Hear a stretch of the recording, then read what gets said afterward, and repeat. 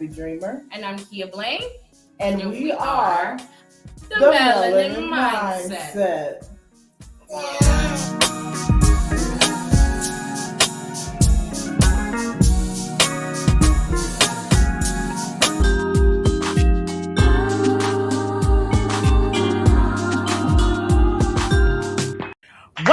What's good, everybody, and welcome. If it's your first time viewing, welcome back. If you're returning, I'm the Nappy Dreamer.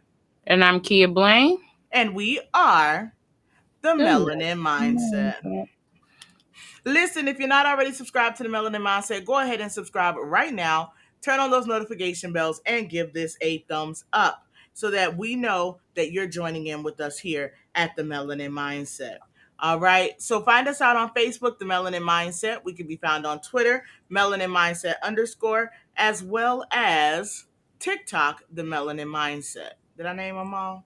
Facebook, Twitter, everywhere. So y'all make sure you plug in wherever you can plug in with the Melanin Mindset. We'd be happy to have you. Okay. All right. So friend, that was, the thing that I do. But I do want to say one thing. Hold on.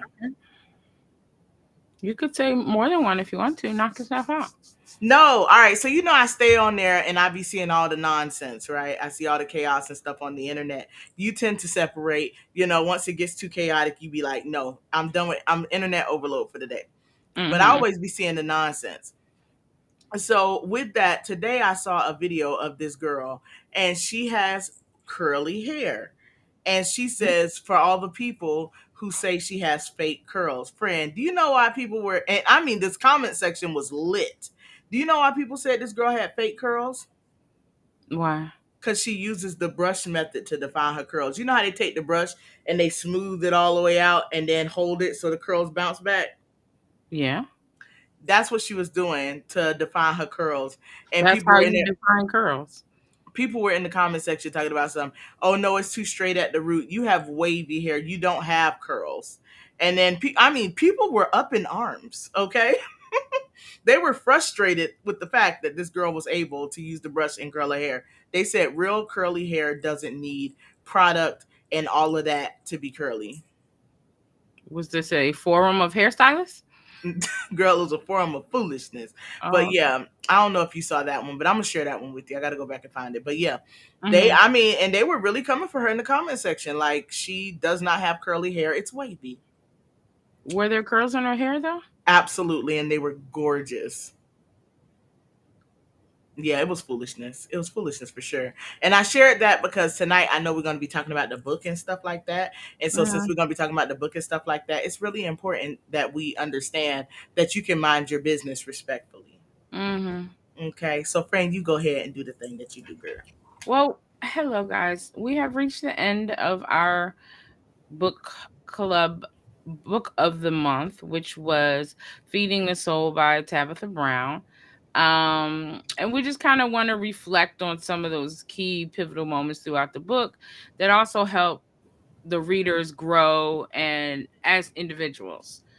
So, as you know, we were reading, like I said, Feeding the Soul by Tabitha Brown. We talked about who Tabitha Brown was before. If you don't know, she is a social media influencer, star, whatever you want to call her. She became popular from changing how she eats because she was sick, and she decided to go vegan and share. She started vlogging her recipes and things like that, and she just took off from there. Now she's pretty much a household name. She has seasonings, clothing, books, you name it. She has a brand for it, and they do. She does a regular, I think she does 3 regular weekly podcasts with Tab and Chance with her husband, and she does one with her daughter on Mondays, and they just all are so wonderful. So we're going to start by going through the book. Let's jump into part 1. You got these split up into parts, so that covers like a group of chapters. Yeah. Okay. So at some points for the group of chapters, yeah. Okay, so part 1, that's your business. Now I'm gonna have to dig deep to remember this book. I got a lot going on this week. My mind's all over the place, so I'm gonna need you to help refresh my memory so I Oh, I remember. got you. So the first thing that she was talking about in That's Your Business, which is the first segment, she was mentioning things like understanding that we all have our own innate gift, right? So it's about recognizing, kind of like she was talking about how you need to realize that you are gifted with a thing that is uniquely yours. So how did you feel about her saying things like that? Like she said, literally, there is something designated for you individually Hmm. that nobody can take from you. I mean, I agree with that. I think we all have a thing that's ours that nobody can do like you can. She said that her gift was dreams.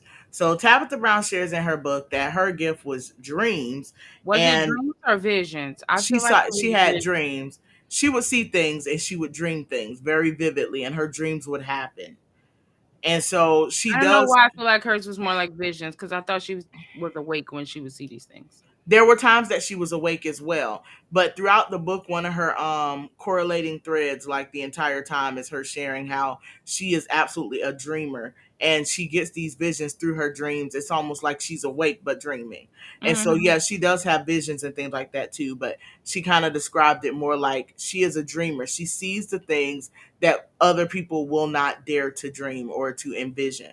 So she Hmm. talked about how her gift was the thing that she would see, so she was a seer. So Hmm. she used to, like, get, for one example, in the book, remember she was talking about how the girl was walking down the stairs and she was carrying the baby, and she just was walking and she saw a man in a casket. Yeah. And then the girl was kind of sharing like how, oh my gosh, it's not been, great since his father left her, and how Hmm. she shared that the dad had died. And so Tabitha was like, she couldn't tell her that she already knew because she thought she would think she was crazy. Like, Yeah. is there anything that you feel like you are uniquely gifted with that people would look at you crazy, like you think people look at you crazy? Absolutely. I definitely feel like I have a very strong spirit of discernment. Hmm. Like, I can look right through you. And I know that Um, that's kind of awkward sometimes, where, and even with, I've shared with you before, like how I would see things or have dreams and stuff. So Tabitha Brown's book, that it stung me in different ways, because some of the things she shared that she's endured or dealt with or thought about and carried on through, I'm like, dang, like her book is super relatable. What did you think? hmm I absolutely felt as though it was relatable. I absolutely feel as though there are things about me that many people would find strange, but I don't necessarily like. I'm pretty sure it took Tabitha a while to get to that point where she's comfortable sharing that, Mm-hmm. and she's dealt with the how she understands what's going on. But I feel like a lot of us have certain gifts or quirks or like things that seem strange that we kind of keep to ourselves and hide back or stray away from because it wouldn't be well received. Ooh, And I feel that a lot. absolutely. Just after that, she talked about how, how we be like, Jesus, take the wheel. Mhm. I'm guilty. I'm super guilty of that. Like, Lord, you got to do something. You gonna have to take this and do it. But how the key phrase, fix it, Jesus. And so she said, you can't always be saying fix it, Jesus. Sometimes you got to put work in. Faith without work is dead. So Mhm. you can say fix it, Jesus, all day. If you don't get up and move, it's not gonna be okay. It's not gonna be fixed. It's not gonna be Yeah, resolute. And so I agree with that. What are your thoughts? with the fix it Jesus. Yeah. Yeah. Oh, Um I kind of feel like we went a different place. So, yeah. I don't know what else to say other than yeah, I agree. okay, go ahead. You have to act upon something. I guess I'm going through my head thinking of when people use these terms. Like when is the most time people say Jesus fix it? and Usually actually when mean and want it. Because I feel like Jesus fix it is kind of like a cliche where people just say, oh, like you're laughing and talking. But then to say like faith without work is dead, I think more of the things that we're pining over and having faith for, you don't just yell out, Jesus fix it. I don't know. I guess I was trying to make the two go together. uh Because Jesus fix it sounds more comical to me. And having faith that something's going to happen is a whole nother deeper action that. I can say I've been in positions where I said out loud and I meant that thing. If it's gonna get done, God gonna have to do it. Or if it's gonna get done, he gonna have to make it happen. Cause I don't know how this is going to come to be. And from what I was reading in the first segment of the book, like she gives even the example of, so you mean to tell me that if you don't have somebody to go with you to the gym, you just not gonna go to the gym, like you just not gonna go because you don't have a companion, like you just not Hmm. gonna do nothing. Yeah. Yeah, so she uses that example, and I thought to myself, like, bro, I paid Planet Fitness for a year, friend. I'm still playing Planet Fitness and I've probably been 3 times. And Mm, it's probably been about 4 years. But yeah, that's definitely yeah. but I don't know. I also like when I go, those 4 times I went, I had faith. But after I know that I didn't take my behind there, I ain't bother God with nothing I know I ain't gonna happen because I wasn't doing nothing. I ain't sitting up eating fried chicken and laying on the couch all day asking God to help me lose this weight because I know that's just not gonna happen. Mm, But like yeah, for example, this month with us eating healthier and I was intentional about making sure I hit a certain amount of steps today this month. So I did throughout this journey, I treated it as a fast and prayed and had faith that God was gonna make some things happen. And he did. He definitely did, and I did. We did it together. It's a team effort. girl, I'm gonna tell you, God works some things, honey. Mm-hmm. He works some things. I can't wait to share the story. God definitely has worked some things along this Tabitha Brown 30-day challenge because I can say, I had cut the meat already, but vegan was just a different ball game. I Mm-hmm. miss cheese. Mm. I do, and I had started making my own pickled eggs. And friend, I was doing it natural, like so. I was using the beets Mm-hmm. and putting the beets in the vinegar, and Yeah. that way it would turn the color of my. I wasn't using food coloring. I wasn't using the pickle pig foot juice or none of that. I was literally just taking beets to give it the color, Yeah. and then I was putting I was just putting them in there and letting them sit so that they could pickle. But like the pickled eggs, yeah, I miss Mm-hmm. those. Oh yeah. So it was a little bit of a struggle for me because like no meat is one thing, but no cheese, no dairy, no none of this. Everything is plant based. That was a whole other ball game. I joked Mhm. about my honey mustard. Yeah. Yeah, but Yeah, I and maybe because I was vegan before, so this wasn't a big. I don't know.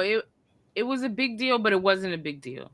Like mm, I never felt like, oh my god, I want this right now, and I can't have it. I didn't go through that. I haven't gone through that this month, and it might be because you know how I am. I think far ahead, so I'm like, all right, if I want a piece of chicken, I'll have it next month. So that part. so it wasn't I think I did really good on this, like as far as sticking to it. I had a couple of moments where I accidentally slipped up, like I didn't know a cereal or something I ate had dairy in it, and I'm like, oh well, I ate it now. But I Girl. haven't like resorted to just, oh, I gotta have a chicken wing or a burger or anything like that. So I did good. I would say I would give myself a 90, at least a 93. I did good. So, my downfall was that daggone honey mustard. The first time was an Mhm. accident. The second time was intentional.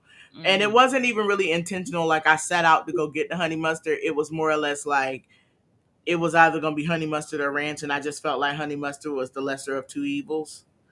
And so I just went with that. But I would say I wanted the cheese. Like I wanted the cheese. Like I really wanted the cheese. Like it's Mhm. something, I don't know, man. Like it's something about that cheese compared to actual cheese.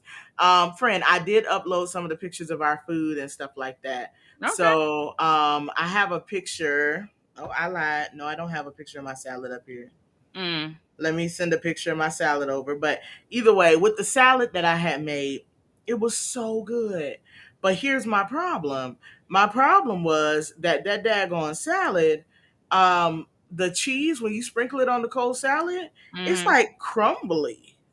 Mm. Yeah, it wasn't what it was supposed to be. I used the diet cheese. What kind of cheese did you use?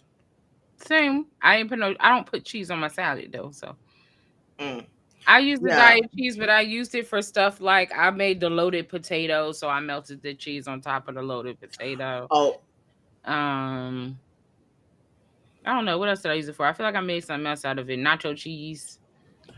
I didn't put none of the diet in there. I used that chaos or whatever it's called. That's the cheese that I used when I did the all of my stuff that was like melty. I did put the diet cheese on when I did the steaks. Mm-hmm. I did put the diet cheese when I did the steaks, and that was pretty good. But other than that, it was that chaos or whatever it's called. That cheese is the one Mm-hmm. that I I know was what you're talking using. about now. KAL. I know what you're talking about. Yeah, something like that. But I got my salad. Hold on, let me share my salad, friend, and I got some other food items, so you can talk about your food items too. They over to your right.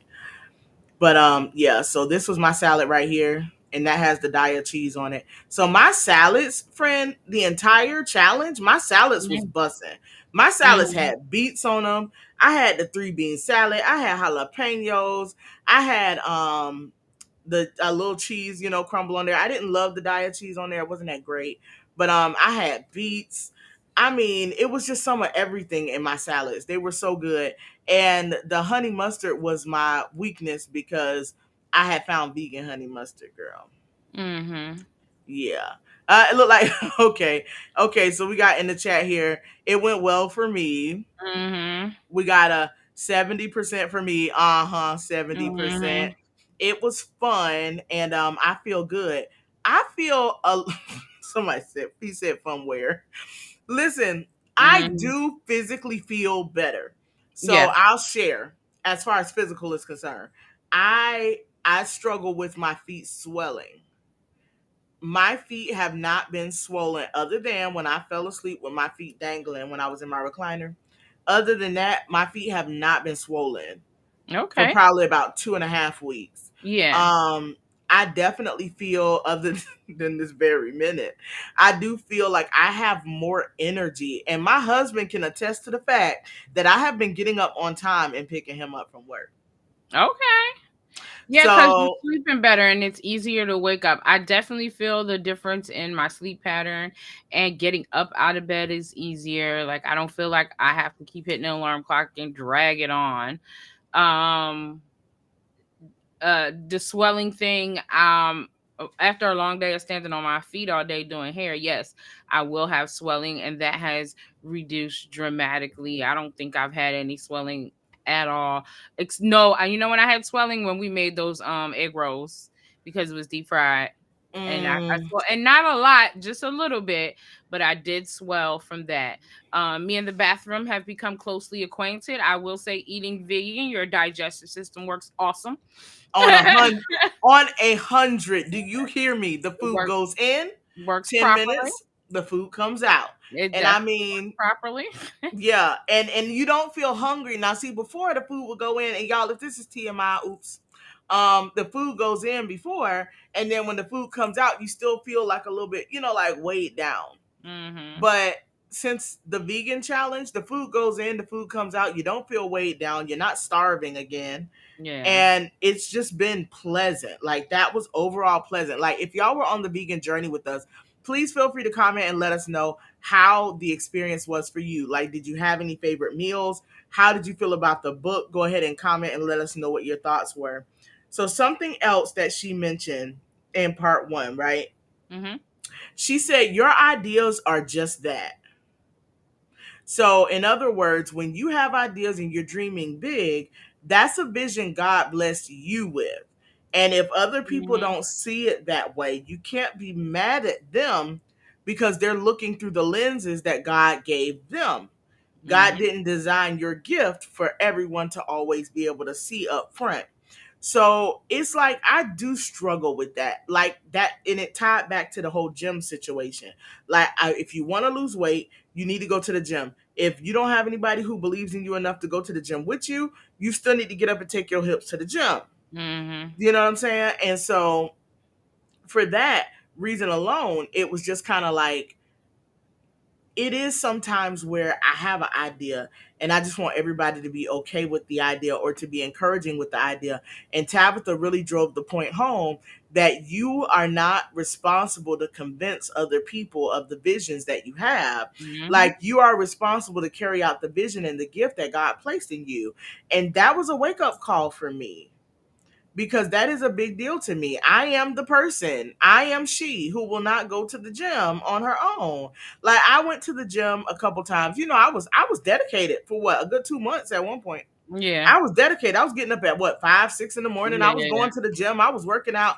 I stopped at my Smoothie King on the way home, y'all. I thought I was it. You hear me?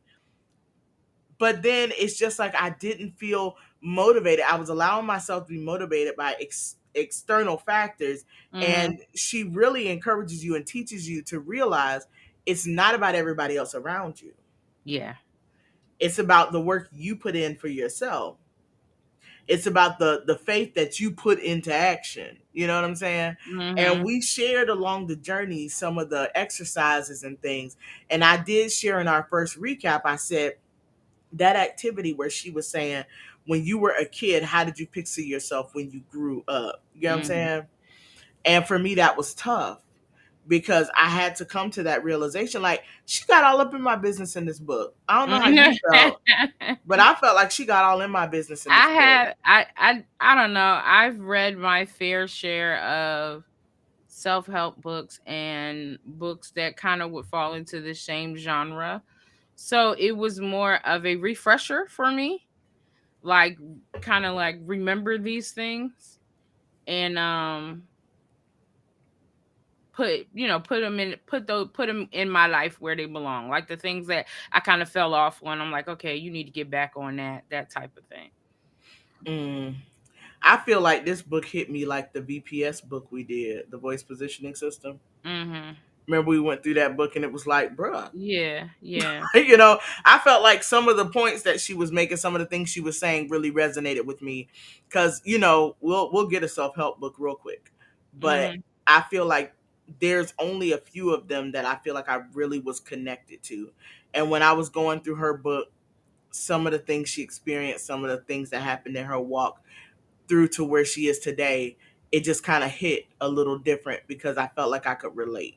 You know, Mhm. I felt like I was one of the people she was talking about when she says she gets those little nuggets that drop in her spirit and Yeah. she wants to share. She just gets on there and she shares. Like, I have heard some of her nuggets and it's almost like you can't scroll.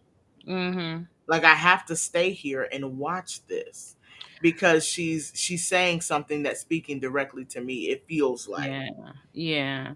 I don't know, sometimes I feel like I have that too, but I think maybe like I feel like for Tabitha, she probably was able to release all of that once she went pretty much online because now you're tough. It kind of goes from you trying to help or give guidance to, especially when you have a gift of visionary or discernment, and and you're in your small knit circle and you're trying to help your friends and family by offering them things that you know from your visions or from your discernment, and your friends and family don't want to hear that.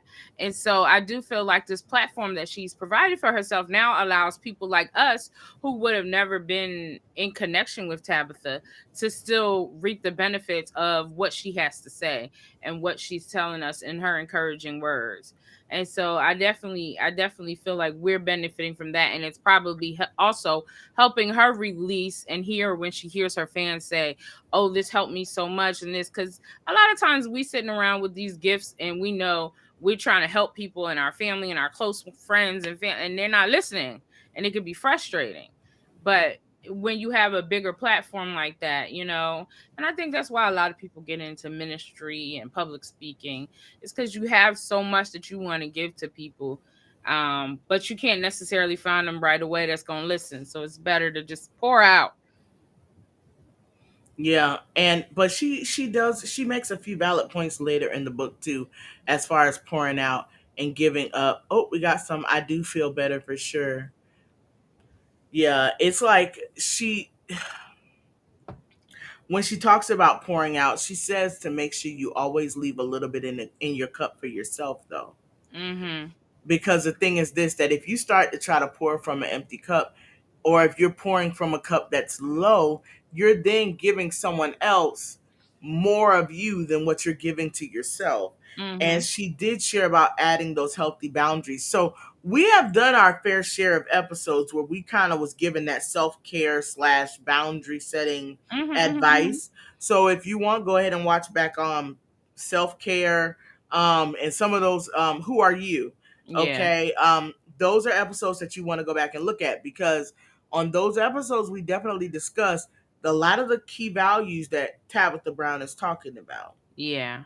We talk about understanding that self-care or taking care of your needs, or even addressing or living in your needs, is not an issue. Mm-hmm. That's not a problem. Like, you addressing what you need for you is not a dilemma, and it shouldn't be something that causes the world to crumble. You Mm-hmm. should be able to like have your moment where you're like, well, this feels good for me, and what you're asking from me doesn't feel good. Yeah. Like, friend, she used an example where she's talking about something. Put the phone down, get in the car, and go to the person. Mm-hmm. Go to them and talk to them. Because the issue we have right now is everybody gets so strong behind their keyboard and they don't want to say nothing to nobody's face. Yeah. You need to go down there and tell them what you said hurt my feelings. And because of that, I'm not doing no shady post on my Facebook. I'm not about to, Snapchat you or put you up on my social media. Mm-hmm. No, I'm coming to talk to you because I value you as a person. Now, whether or not you going where I'm going, because she said everybody ain't going to go. They're not. So whether or not you going with me is neither here nor there. But for the sake of my sanity, I am forgiving you, and in such, I'm coming to you to present to you how you made me feel. And it's not saying that we about to hold hands and skip off into the sunset. It's simply saying that I am owning myself enough to be able to say that I am coming here to tell you how I feel. Now, how you respond to it is not for me to take in. It's only for me to do my part. Mm-hmm. Yeah. We got a comment here in the chat. Tabitha is a great motivator. She makes your journey fun. That's a fact. That is a whole fact. That is a whole fact. So, friend, up until this point, we've gone through parts one and some of part two. In part two, she talked about have the most amazing day. Mm-hmm.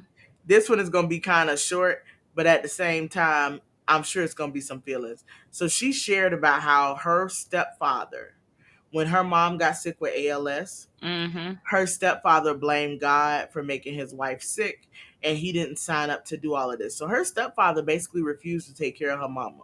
Mm-hmm. And there was even a moment where she said her mother told her that her stepfather left her soiled and didn't help her clean up.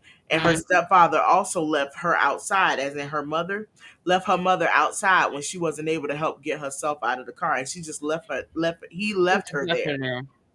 there. Mm. How would you handle that? Because see, the way that culminates is she's gonna say she forgave him. That's how this section, that part ends. Part two Mm-hmm. ends with her coming to a place where she forgives him. She forgives her stepmother because she felt like her stepmother was responsible for her mom and dad not being together. But Yeah, I then remember her talking about that. yeah. So how would you have handled that? Like, Handled, really, think handled, about that. handled. Excuse me. Are you asking me how would I have handled a nigga leaving my mama in the car when she couldn't get out of the car? You already know the answer to that, so I don't even know why you asking me that. She had to come to a place where she forgive him. But I don't know that I He would would have be had to able. come to a place where he could forgive me. Yeah, and see, Tabitha says she don't know that he ever forgave her yet. but she's forgiven him, and now it's no Mhm. longer her problem. I just would have got my lick back. Because she did say he's sick. She said he got very sick with worry. Like she said, I feel like the fact that he's been worried over the things that he did. And he Mhm. doesn't, he doesn't believe mama forgave him. And Mhm. so she said that he is made himself sick through worry. Oh well. I'm like, I would have made I wouldn't even known that he made himself sick through nothing because he'd have been under that car he left my mama sitting in. why are you like this? Mm.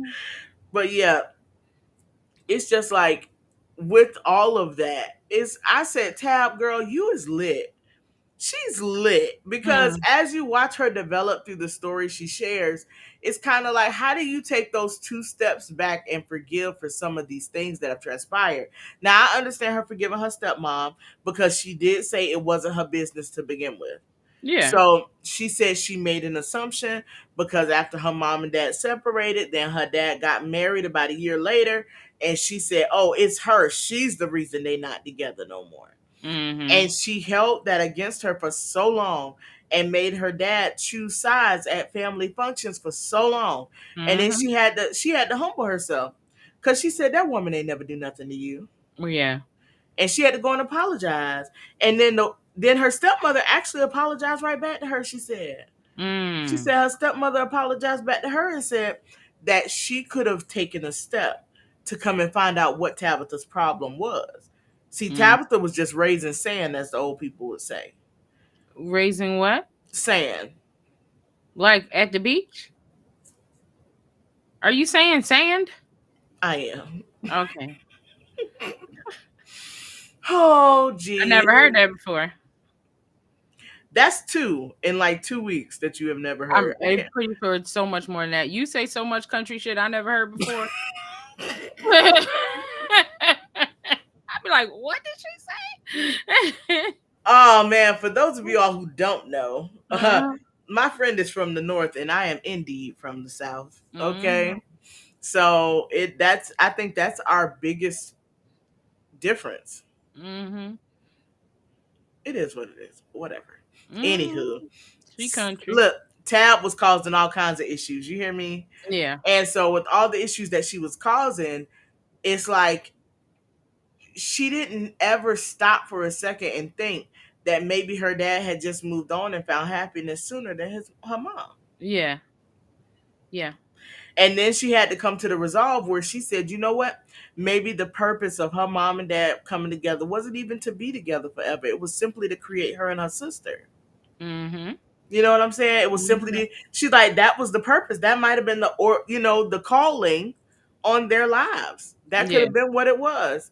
So, friend, yeah, I just looked at the time. Girl, it's time for a commercial, honey. We'll be right back, y'all.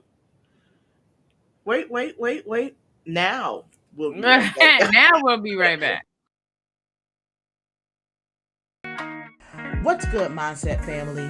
The Melanin Mindset is thrilled to announce we are the newest brand ambassadors for Diano Apparel. Diano Apparel is a black-owned apparel company that offers trendy African-inspired prints in each and every garment. They're offering our listeners 15% off their purchases just by using promo code Melanin Mindset. There's something for him, there's something for her, and there's even something for the kids. So head right over to Diano.com using the description link down below, or just simply enter Melanin Mindset at checkout and save today. Welcome back, welcome back, welcome back. Listen, if you're not already subscribed to the Melanin Mindset, go ahead and hit that subscribe button, turn on the notification bells, and give this a thumbs up. While you're at it, go ahead and hit that share button and give this to somebody you care about, because we're about to wrap this book on up and then introduce y'all to the next book, okay? Mhm. Um, what else? Oh, find us on Facebook, The Melanin Mindset. We're out on Instagram and Twitter, Melanin Mindset _ and good old TikTok at The Melanin Mindset. Yes, yes, yes. And y'all listen, like we shared before, we have a segment that's on the way. If you got questions, we got answers. And I'm telling you, it's judgment free. We just gonna really tell you how we feel about what you said. So Mm-hmm. submit your MFN questions to the melaninmindset.com. Scroll to the bottom of the web page and you will see a form that you can fill out. Now listen, that form is versatile, y'all. Okay. If you have a conversation topic that you'd like to have presented on the Melanin Mindset, fill out the form. If you got a question, fill out the form. If you got an idea, you see where this is going? Fill out the form. All right, so that's how that's going to work out there. So, y'all, make sure that you are doing just that and connecting with the Melanin Mindset because we are excited to work with you. And if you haven't already joined the book club, the link is over there by Kia's head, and it has actually been there the entire episode. So it's right there by Kia's head. Before we leave today, we're going to be displaying to you all what the book for the month of September is, and we're going to give you a code that you can use to support the Melanin Mindset, all while getting your book for the book club. All Mm-hmm. right. So, friend, you mentioned egg rolls before. Y'all, I was an egg rolling fool, and it's only because of my friend. So, look at these beautifully wrapped egg rolls, okay? So, I made these egg rolls after Kia made them. Kia made these cheesesteak egg rolls. I was on a video call with my friend, y'all, and they looked so good. Do you hear me what I say? They looked so good that I had to make them myself. And how about I did not upload the picture of them cooked? I'm so done. I'm so done. Oh man. Mm. Yeah, I didn't upload the picture of them cooked. Oh They well. were so good. So They were good. so good. So good. And it was literally, friend, maybe you can describe real quick what how they were. What was So in them. I don't know if you've ever had a cheesesteak roll or not, but usually you get them from some type of Chinese store. But it's usually sometimes some of them use like the ground beef and some of them use the steak of meat, but it's usually just the ground beef, onions, and cheese. So I was like, cool, I could do this because they have the Beyond or the Impossible crumbles that are the ground beef plant based replacement. I had some vegan cheddar cheese and some onions and seasoned that joker up with a little liquid smoke and a little Creole seasoning, stuffed it in that roll, fried it. It was delicious. It Mm, was delicious. mm. One of my favorites, And and those egg I roll wrappers do not have egg. I'm confused as to why they're called egg roll at this point. they were the ones I got were actually labeled vegan, so I don't know the difference. I just know they tasted exactly the And same. even the ones that are not labeled vegan, if you look at the ingredients, there's no animal product in it. Maybe they're just processed in a facility that makes them not be able to label it vegan. Or maybe they I always say they were always vegan, but people didn't start labeling products vegan until it became popular. So I think if Facts. you have a pack that doesn't say vegan, it's just old packaging. Listen, that's like Lay's chips, though. That's like the Lay's chips. Lay's chips are literally oil, salt, and potatoes. Like there's a lot of stuff out there that's vegan that's not labeled vegan, but then there's also a lot of stuff out there that's labeled vegan now that wasn't before. It's just that it's trending now. So go ahead and Facts. put the vegan label on there. That part. I would have to say, out of the stuff that we prepared, Mm-hmm. this was one of my favorites. Okay, so my fried fish and grits, quote unquote. Mm-hmm. Okay, so y'all don't talk about my paper plate. I be in a rush sometimes. Your Okay, paper plate and your metal spoon. shut I up. just feel like if you're gonna have a paper plate, you should have a plastic spoon too. Anyway, so it's beans. It's like beans with grits, and then it's fried fish. uh-huh. Okay, so I'll give a quick rundown on that one, but that was one of my favorites. So that was literally hearts of palm that I had like battered with some just egg, a little coconut cream, some Creole seasoning, a little garlic, and I oh wait, first I took the hearts of palm and rolled them up in seaweed, and then I steamed them and let them cool all the way down. Once they cooled all the way down, I peeled the seaweed off, I smashed it, and then I had my dry and my wet. So I had that's the just egg, the coconut milk, the Creole seasoning, and then I had took some seaweed and crumbled it in there, and I crumbled some seaweed in my fish fry too. And the fish Mm. fry is nothing but like cornmeal. And and the fish fry is nothing but like cornmeal. So I mixed that in there with the seaweed. Oh, put it back up there, friend, because I want to say something to it. The fish fries like cornmeal, and then I put it in there and fried it in the grease, y'all. Listen, my husband said, "Well, it doesn't really taste, like a whole lot." But I like the flavors that it gave. Like I like seaweed. Apparently, I love seaweed, y'all. I've eaten so much seaweed on this challenge. You Uh, know what, too? I'm gonna say this, and I'm gonna say two things. For me, like once it got to a point where I wasn't all that excited about creating food anymore, and it just was like, okay, you just need to eat. I feel like that's where a lot of us get hung up.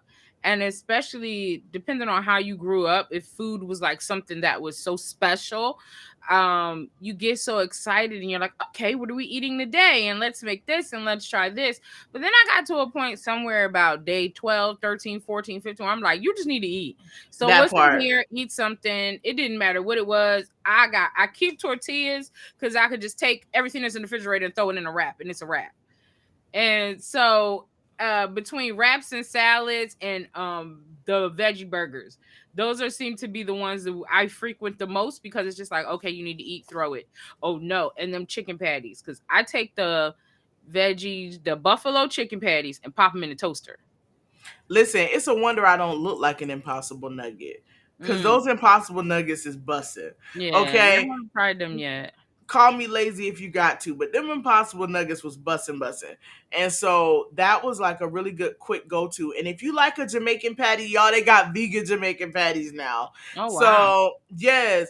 And so the ones that we had got the first time I was telling you, friend, they were the regular ones. So they were just plain beef, Oh, I you know the know, other thing I was gonna say. Go and ahead. then the other ones, I found the spicy ones last week when I went to the grocery store. So my husband said he liked those better than the plain ones. But I see Stan say he had fried buffalo cauliflower. Stan, yesterday I had fried mushrooms. When I went to Logan's Steakhouse, they had fried mushrooms, dude. And I got teriyaki sauce because that horseradish sauce looked really milky and I didn't trust it. And I wasn't trying to do no research. I was just trying to eat. So Hmm. but I got teriyaki to go with it. But the fried mushrooms, fried cauliflower, I don't like riced cauliflower, but that fried cauliflower be bussin', man. Hmm. It be bussin'. You said you had something to say? The other thing I was gonna say is like how you said, you loved it, and your husband was still like, it's good, but it don't. You know why? Because they weren't 100% vegan. So let me tell you something that happens when you first start changing how you eat. Your taste buds change. I hate you. Your taste buds change, and things that maybe didn't have much taste before now taste great. Like I always like the taste of apples and fruit, but there is something about it when I'm eating completely clean or all plant based. That apple tastes like a piece of candy. If I eat a real piece of candy right now, it's damn near painful because my taste buds are not there anymore. So I understand when we got to certain dishes where I made something and I know that thing was good and my husband ain't like it. I said, "What you been eating at work?" It was that Dia pizza. Oh yeah, but he what the pizza tastes like to me, he doesn't like the regular version either, so I did let him slide on that. But I was like, "What you been eating at work? Your taste buds, I could tell." Now the tacos do not come from me and the tacos, friend, because we I know how wasn't gonna your say nothing about tacos. okay. Because I I was told about to you I didn't say know we were still allowed to say that word. that. Shut up. That's what I was saying. Don't say nothing about that. I was rocking it. I was rocking on them tacos, okay? Mm-hmm. Mushroom tacos, vegan tacos, steak tacos. They're vegan. Mm-hmm. All of them were vegan. What's it? Impossible meat, the steak, the vegan steak. All of those different She was tacos. I turning mean, everything tacos into a for taco. days. Everything could have been a taco, y'all. Everything could have been a taco. And I mean, there was no ways that you could not have a taco. And there go my husband. Popeyes was calling his name. No, and Let there me go tell my you, brother. He had some vegan Kool-Aid. I See, cannot. what? Why? Why? I cannot.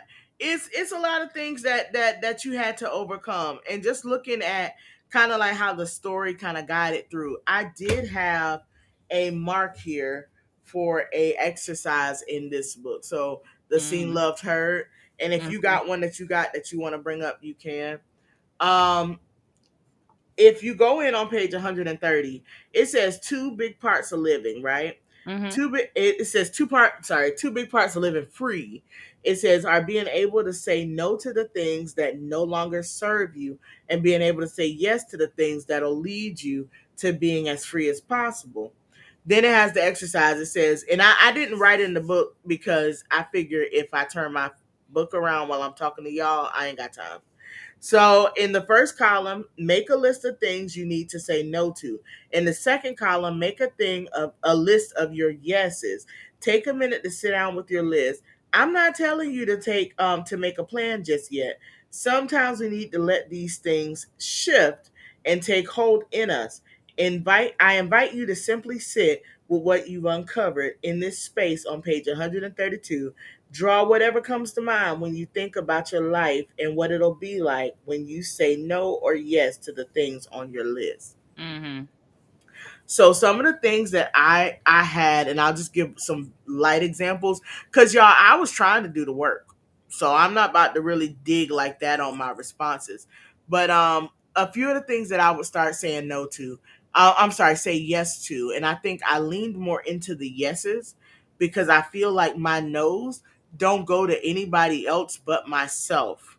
So when I think no, immediately I'm thinking like, what am I depriving myself of? What am I cutting for myself in order to Mhm. be there Mhm. for somebody else? So some of my yeses were I'll say yes to me sleeping in. And I don't have very many opportunities for that to take place. Mhm. But I'm going to start saying yes to me taking and intentionally spending time relaxing. Like I don't have to always go, go, go. And so a big part of me, one of my yeses, which that, like I said, was the biggest one for me, friend, was definitely saying yes to me taking a mental step away. Mhm. That's okay. Like Mhm. there's nothing wrong with that. And I feel like Tabitha Brown, like and like you said, we've read our fair share of self help books, and probably you more than me. Um, but it's like to realize that when you say no, it's not gonna kill someone. Like Mhm. ain't nobody gonna die because I said no. Yeah. And so, and my yeses, it's the setting the healthy boundaries. And my nos were more or less saying no. And if I'm not capable, it's not about inconveniencing myself. It's about saying no, I can't. And I love you, but I just can't. I don't know. I feel like I've been flexing my nose pretty good lately. Mm, Because remember when we did the boundaries episode, I said I have a problem with boundaries and saying no. I am always going out of my way to do or fix somebody else's problem. And I feel like lately I've been doing really well at um not putting myself in situations I don't need to be in. Like letting people figure stuff out. Like I don't have to staying be out the of one. grown folk business, as I don't Tabitha have to be the said. one to be like, "Oh, I can do that. Oh, I'll take you here. Oh, I'll do that." So I just be like, I've just been listening lately, which is one of my weaker characteristics. I think I've been exercising my listening skills. I shared a little peek in last week when we talked about the white savior complex. I have been flexing.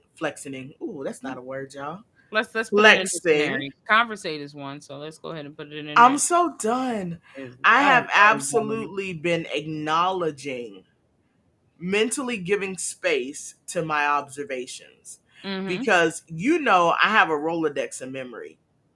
So while I might not remember it right now, when it serves me best, I will Mhm. remember. Mhm. Okay. But I have been listening on purpose because something else she said in the book, she says that sometimes people show you themselves. So sometimes we're in denial. We just really want that person to be what vision we have for them Yeah. when it's not our place to place a vision on somebody else's Mhm. life. Mhm. So it's like with that, I've been intentionally listening to the things people say. And I shared with you, I was like, bro, people just lie to be lying. And that's what I said. Let them lie. And it's It like, makes no sense, but oh wow, that's what you want to do. yeah, and I As realized long as that it because don't affect me and mine. that part. in the time that I spent with the book and the journal, I'm really looking at it and I'm like, bro, like you just lying because your mouth works. Mhm. And it's frustrating because it's like you're just saying things that you think sound good. You know what Yeah. I mean? And so coming to And for what understand, reason? yeah, That's the thing. Like, I don't know. Like, sometimes when I look at people, like, if you made millions off of being a liar, I'd be like, well, you made millions. But for those of you out here that just lying just to be lying, get you some life. that part. You saying the things that you think make you look good They and make it's you look good, sucky. or you want somebody to have a certain perception of you that is not true, because you're lying in order because you think it's going to make you look a certain way to somebody. Like, that's, yeah, that's problematic. Huge problem. Speaking Mm. of lying, friend, this is a little off topic, but did you hear about what they uncovered? Girl, the girl who filed the lawsuit against the one and only Lizzo, honey. Mhm. There's a tape that came out. Do you know that this girl filed this lawsuit and then applied to be on season 2 of Big Girls, talking Yes. about it was the best experience she ever had and Yes. she wouldn't change it for the world? You Mhm. file a lawsuit saying you were discriminated against and all of that. She's like, well, I'm a singer and I don't think Lizzo knows that. And she talks about how amazing Lizzo is and how phenomenal Lizzo was in the entire process after she filed the lawsuit. Make it make sense Your math not mathing, sis. at all.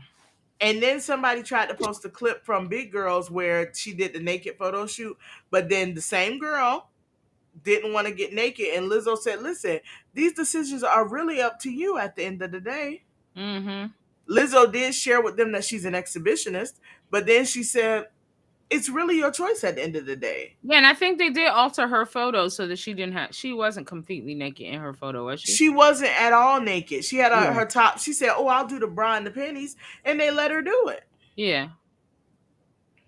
Yeah. Mm. Yeah, so yeah, it's just a mess. So as that unfolds, thankfully Lizzo is back on social media. Y'all, I'm sorry, you can knock me if you want to, but I do love Lizzo, and I feel as though that she is authentic in a sincere way. Now, Mhm. do I know her personally? No. She could be a horrible person, and I just don't know it yet. Mhm. But at the same time, she presents herself this way, and then for these fumbles to come out, Yeah. it's like you really put a person through a thing for nothing and you're raving about how you're a singer. But yeah, back to the book. I just felt Mhm. like I would tell you that. You know, people lying because they mouth work. Mhm. So she said, don't go messing up nobody else's. So she shared a story about how her child Quest, her baby boy, Quest had like this tick that he would do, and it worried her and it worried Chance, and it made them both very emotional. Chance Mhm. is her husband, by the way. So it made them very emotional. She takes Quest to the doctor, and the doctor says, do not call attention to his tick. When Yeah, he she gets she older, pulled them outside to talk to them uh-huh, separate from him, and basically said, "Don't bring attention to it." right, Like, it may go away, it may not, but you bringing attention to it can make it worse. right. And it can make him feel also insecure. If it doesn't make it worse, it can make him feel insecure. The doctor Mhm. was kind of saying it could be triggered by anxiety, but Mhm. she makes a point out of that. Y'all, when I tell you Miss Tabitha got a message for every situation she dealt with in her life, honey, this woman has a message. Do you hear me? Mhm. And she shares how she didn't address it and she didn't say nothing, and eventually it went away. But she turned it around and said, that's the thing that we struggle with the most. We struggle the most with having this uncontrollable need to call out the flaws in other people or the things that Mhm. don't look normal to us. Mhm. But why? Worry about you, respectfully. You Mhm. know, you can love I someone. do feel like sometimes, and if we go back to the beginning where we were talking about, if you have that discernment or that vision or that dream, and you know that this person is not the path that they are going, just like when she was she said something about the car and asked the lady, did the car have child locks on it? You remember Yeah, that and car? And yep, then her daughter was almost jumped out the daggone moving car she did. because She she fell out of didn't the do what she car. did. But it was like, the lady was like, "Oh no, yeah, it's fine. The car is safe." And it's like, sometimes you come off as a jerk because you're like, no, I need to see, I have a feeling, and you come off that way. But also too, knowing when to pull back and just let things be. And which brings me to a point from the journal. There's a part, I don't have my journal in front of me, but there's a part in the journal where she says sometimes you have to let people go out of your life that are not um conducive to where your life is headed or where your life is right now. And she even gave you a little script on how to break up with them. I laughed so hard when I read that thing. It tickled me because I said, not her giving us, you don't know what to say, baby, here you go, this is what you're gonna say and get these people out of your life. Because I do feel like at some point it gets to a point where if you're trying to help somebody and they don't want help, and you get kind of tired of the back and forth, so like, just like she says, like sometimes you can't point out the problems over and over again because it's going to cause that person more harm. Sometimes that's part of you having to separate yourself from that person too, because you have to allow them to grow and go through what they're going. But if it's causing you strife at the same time, take yourself out. Take yourself That's out of the situation. And then maybe whole you can come facts. back to it later once it's passed. Because you're not always the one that has to tell this person what to do in order for them to grow. Sometimes the message might not resonate with them from you. Whole facts. And that brings me to the last point that I have over here, friend, which is the final activity. She says, "Are we really ready to live in purpose?" Mm-hmm. So she says, because part of being ready means being okay with people not understanding what you're doing or Yeah. not receiving us, even when we're trying to do good. We must not allow ourselves to be affected by others. As we wrap up this leg of our journey, take time to reflect on how we'll stay the course, how we'll choose ourselves every single time, and continue to pursue our dreams, even if in the short term you can't see the impact on those choices. It's Mm-hmm. one question that I put down because it screamed to me, friend. I had to lean in, girl. It's Mm-hmm. one thing that I had put on there that just screamed at me. She said it took her 23 years from the time she originally had the dream to Mm-hmm. present day where she's living that dream. Okay. She says, "I don't know if God would have revealed to me that it would have been a 23-year wait, if that would have made the wait better." So the Mm. question that I have is twofold. Number one, would you be able to wait on your dream to become reality for 23 years, not knowing how long it would take for the dream to come to pass? Like, would you? She said doubt crept in so many different places, but she continued to stay the course and believe the dream that God had showed her. And then she says, but wait, would it make any difference if God would have spoke to me in some kind of voice and said, oh, God would have spoken to me and said in some voice, okay, I just showed you that dream last night. It won't come to be for 23 years. Would Mm-hmm. that make the wait better? For me, Like, yeah. For me personally, yeah. you feel like it would have made it better for you if you would have Mm-hmm. known it took 23 years? Mm-hmm. I think for me, I would probably get frustrated because I get tired of waiting. No, Right not now, if I know. If I know that it's going to happen in 23 years, cool. I'm a fight. I'm fighting through it. But it's that unknown, and I'm gonna say it just plainly like that. That unknown factor makes me anxious. And dang, am I doing the right thing? And it'll make uh, me quit something and do something else because I feel like maybe I'm not on the right path. But if I said like, okay, I want to live on an island with, 6 bedrooms and 3 butlers, and God told me, okay, in 30 years that's what you're gonna have. Bet I'm just keep working hard at anything because God said it's gonna be. I'm just gonna keep the path. But when you make a goal like, okay, I want to open up a restaurant, and then you start doing the things that open up a restaurant, and that opposition comes against you, it makes you wonder, like, am I supposed to open a restaurant? But if God told me I'm supposed to open a restaurant, I'm gonna keep fighting through all of that no matter what. And knowing the date, what? Heck yeah. I'm still gonna keep Oh, fighting. I might have to change the menu, but I'm not gonna see. But if I decided I'm open restaurant, it just seemed like opposition is coming up too heavy. I'd be like, well, maybe I was supposed to open a clothing store. But if you God know, told me for sure it was a restaurant, man, I'll be like, okay, but let's try pig feet this week because the hamburgers didn't work last week. I'm just keep going. I'm just keep fighting because God said He told me that it was supposed to be a restaurant. but that's the thing though. He told her that she was going to be on, in these platforms and doing the things she's supposed to be doing. He just Hmm. didn't tell her how long it would take to happen. Yeah, yeah, So yeah, since he didn't tell her how long it took, she just stayed the course because she believed anyhow. Because yeah. to her, she felt like it wouldn't make a difference whether she knew it was going to be 23 years or whether she happened upon 23 years. Hmm. But it all started with that 1 year and 7 months. It all started with her foundation that she got when she was a child. It all started all the way back. Like, there's so much more to this book, y'all, than what we could have fit into an hour. So you definitely want to go check out that book. So if you scan that code right there and join the book club, we have a special code in that book club for this book and her other books as well.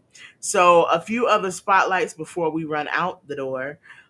Is going to be almost impossible to eat at Bahama Breeze if you're vegan. Just FYI. Friend, I have a picture of something that you made, and so I'll let you share what that is, and then we'll run into the She next. about to share something like I remember what it was, but okay. What is that?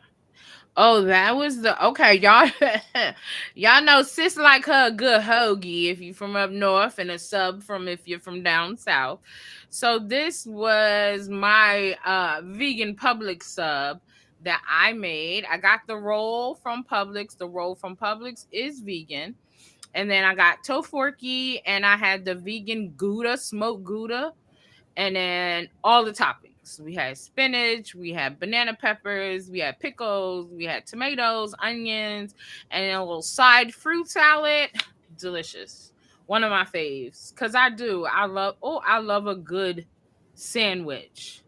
Like on Mm. some fresh bread to die for. So my last item that I have here is from a place called That Burger Spot. Now listen, hear me out. This is That Burger Spot's ATL cheese take. Okay, so it is ATL's take on Philly's cheese steak. You see how that Mm-hmm. just rolls off your tongue?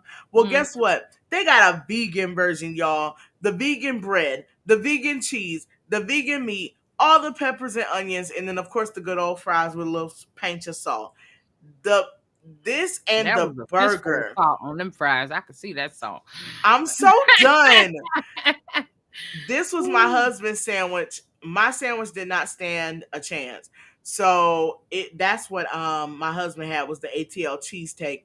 And when I went to Bahama Breeze, I did my level best to get their burrito bowl, but their burrito bowl had a mushroom patty in it.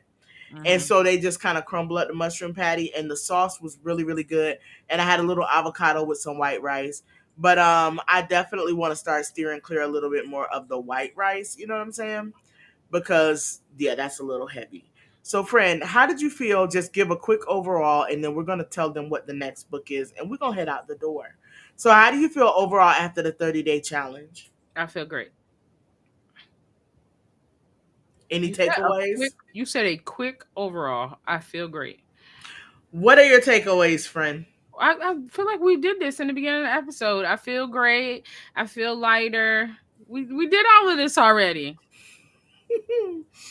All right, so yeah, my my biggest takeaway from this book is absolutely just being okay with minding my own business, and that's Oh, it. the biggest takeaway from the book? Yeah, my biggest takeaway from the book in this whole process is that Okay, minding you my didn't business is say from the perfectly book. fine. Okay. My okay, you said minding your business is perfectly fine. My Yep. biggest takeaway from the book was um and it's not like she said it straight out, but it was to take care of yourself. In other words, like take what people say, including like the doctors and stuff, take what they say, but also trust yourself. Trust yourself, trust your feelings, trust God, that, okay, I'm gonna try this because I done went to this doctor, that doctor, and they done told me this and it still didn't work. I need to change something. And for her, she changed how she ate. And then once you start feeling it, listen to your body, and you can tell right away, my body likes this better than that. Just because my family decides, okay, on Thanksgiving, we got to eat every animal that we can kill, doesn't mean you have to, because you know you're going to feel like crap afterwards. And then also, to leave your daggone family members alone who don't want to eat all the crap you want to eat. Mm-hmm.